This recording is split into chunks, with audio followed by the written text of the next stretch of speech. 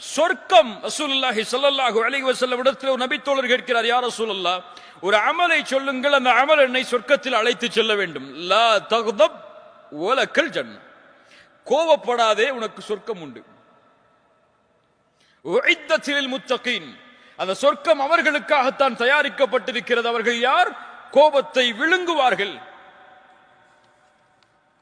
ரசூலுல்லாஹி ஸல்லல்லாஹு அலைஹி வஸல்லம் சொன்னார்கள், ரொம்ப அழகான ஹதீஸ், யார் ஒருவர் கோபத்தை கட்டுப்படுத்துகிறாரோ அதை வெளிப்படுத்துவதற்கு தகுதி இருந்தும், வெளிப்படுத்த முடியும் என்ற நிலைமை இருந்தும், யார் கோபத்தை கட்டுப்படுத்துகிறாரோ அல்லாஹ் ரப்புல் ஆலமீன் நாளை மறுமையில் படைப்புகளுக்கு முன்னால் அவரை அழைத்து சொல்லுவான், ஹூரிலின் பெண்ணில் எந்த பெண் உனக்கு தேவையோ எடுத்து செல் என்று. உங்க மனைவி உங்களை கோபப்படுத்துறாங்கன்னு சொன்னா அந்த கோபத்தை விழுங்குங்கள், அல்லாஹ் இந்த பெண்ணை விட சிறந்த பெண்ணை மறுமையில் தருவான் என்று. ஹூர்லின் உண்டுன்னு சொல்லி அமைதியா இருந்துடணும். இல்ல மாஷா அல்லாஹ். கண்ணியத்துக்குரியவர்களே, வல் காதிமீனல் கைத் என்றால் என்ன?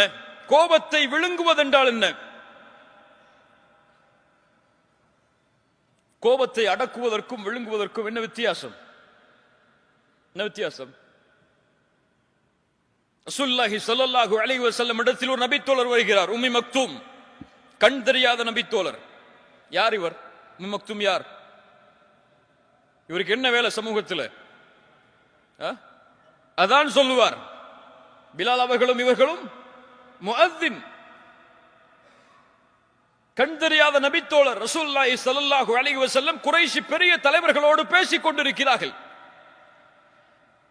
இவர் வருவதை பார்த்தவுடன் அபஸ வ தவல்லா, மனிதர் வந்த பொழுது முகம் சுளித்தீர்கள், திரும்பிக் கொண்டீர்கள். அபஸ என்றால் அரபி மொழியில் முகம் சுளித்தல் என்றால் உபூஸ். இந்த கோவப்பட்ட அந்த நெத்தியில 2 கோடு வரும்ல, நெத்திய சுருக்கடா, இந்த கோடுக்கு தான் உபூஸ்னு சொல்லுவாங்க அரபியில. அந்த நிலைமையில் முகம் சுளித்தார். அபஸ வ தவல்லா, அவ்வளவுதான் செஞ்சாங்க ரசூலுல்லாஹ். ஆனா உம்மி மக்தூமுக்கு தெரியுமா ரலியல்லாஹு அன்ஹு ரசூலுல்லாஹ் இப்படி செஞ்சது? தெரியுமா? தெரியுமா? முடியாது, தெரியாது. யாருக்கு தெரியும்? இப்ப கோபப்படும் போது உணர வேண்டும், இந்த கோபத்தை அல்லாஹ் பார்க்கிறான். அவனுக்கு தெரியும். அவனுக்கு இது பிடிக்காது. கோபப்படுபவர்களை அல்லாஹ் ஒருபோதும் நேசிக்க மாட்டான்.